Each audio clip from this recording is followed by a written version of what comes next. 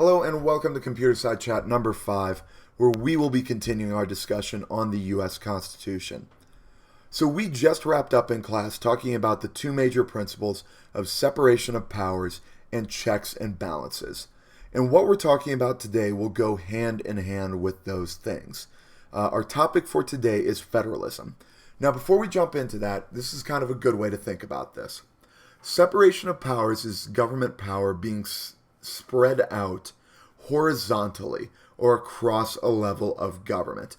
In other words, it splits up the federal level of government into three distinct branches or sections.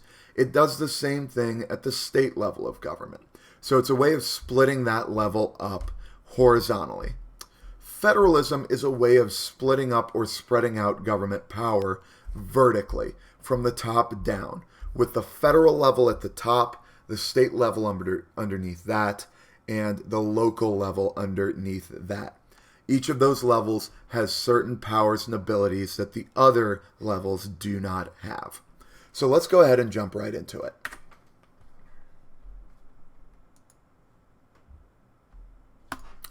So, before we get started, let's revisit the definition of federalism. Federalism is a system of government where power is divided between the federal or national government and the state governments. So it's spreading out power between those two entities. But why did the framers, such as James Madison, decide to go with a federal system of government, or with federalism? Well, they felt it was the best of both worlds. If you remember, Federalists were looking for a government a constitution that created a strong national government that could effectively manage a large nation. Anti-Federalists wanted powerful state governments that could effectively attend to the individual needs of the citizens within their states. By going with a federal system of government, this kind of formed a middle ground. We still had a strong federal government that could take care of the needs of managing a new large nation, but we also had strong state governments that could attend to those individual needs at the state level. So this is why it kind of split the argument down the middle, ended up giving us a little bit of both from both camps. And I've said this already, but I'll say it again. At its core, federalism is all about dividing power. It is just another way of spreading out government power to make sure that government does not become tyrannical or too powerful. So with that in mind, how is power spread out in federalism? Well, we can take the powers given under a federal system of government and fit them into four types of power, or four categories. Our first type of power is known as delegated powers. And delegated powers are powers that are delegated to the federal government. They are powers that only the federal government has. Within delegated powers, there are two different types. The first are enumerated or expressed powers. Enumerated powers are powers that are expressly written in Article 1 of the Constitution and given to the federal government.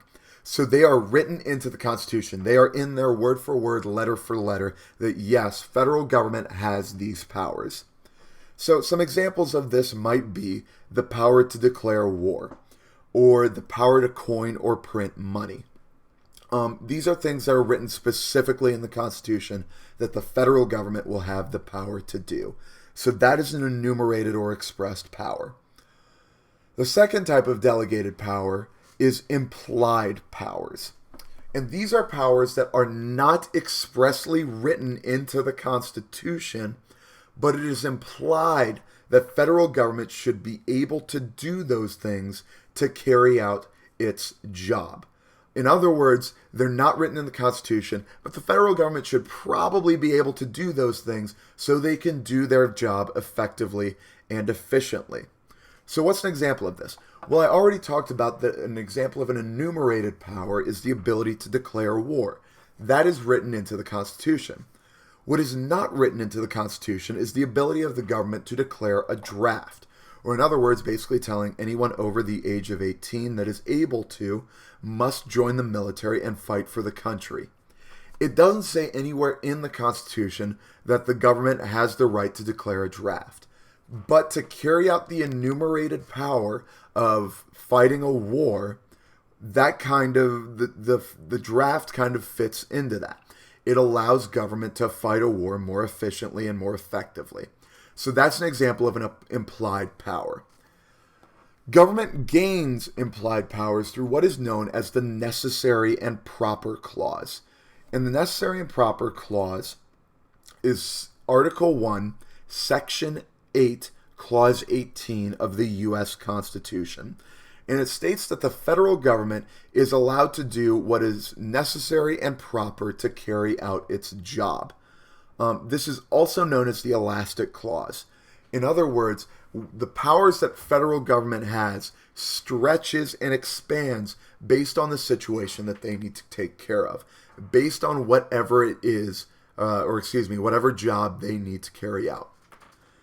Lastly, the federal court case that establishes this idea of implied powers, or that the necessary and proper clause is stating that, hey, government has certain powers that are not listed in the Constitution, is a court case known as McCulloch v. Maryland.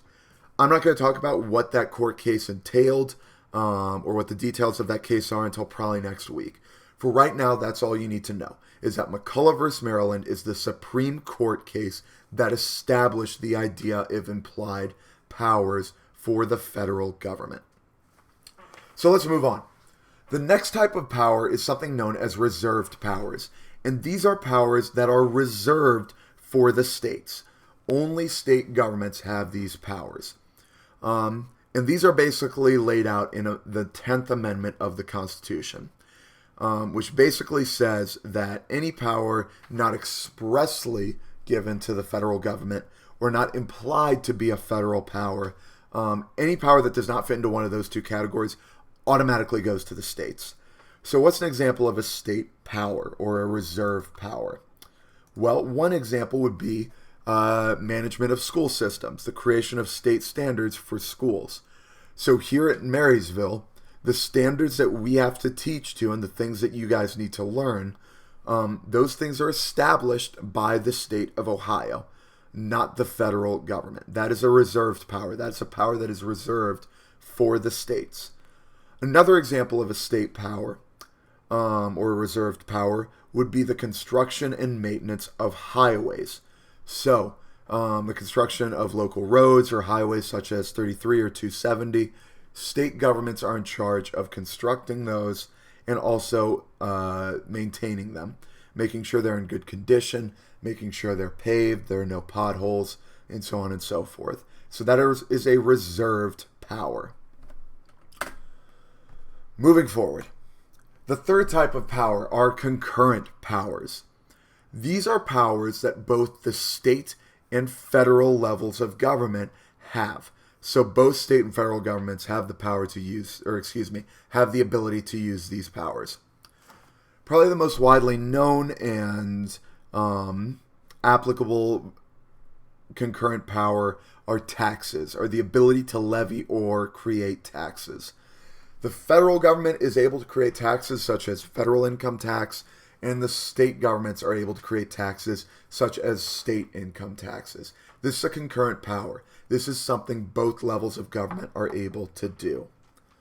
Our last type of power is something known as denied powers. These are things that neither federal nor state governments can do. So what's an example of a denied power? Well, one would be searching your home or seizing your property without a warrant. The government does not have a right to search your home unless it has a warrant that it can present you. That is a denied power. Another denied power is that government does not have the right, according to the Constitution, to throw you in jail without a fair and speedy trial. That is a denied power. Government cannot throw you in jail without giving you that trial. So, those are the four types of government power under a federal system. Your goal is to now go take the quiz on Schoology over these notes. You are lucky you do not have a short answer portion for this set of notes. There is only multiple choice. When you come in tomorrow, we will talk more about this. We'll discuss it, and then we'll talk more about why these powers are divided up the way that they are. Let me know if you have any questions. Come tomorrow ready to talk about this stuff. Have a great night, and I will see you tomorrow.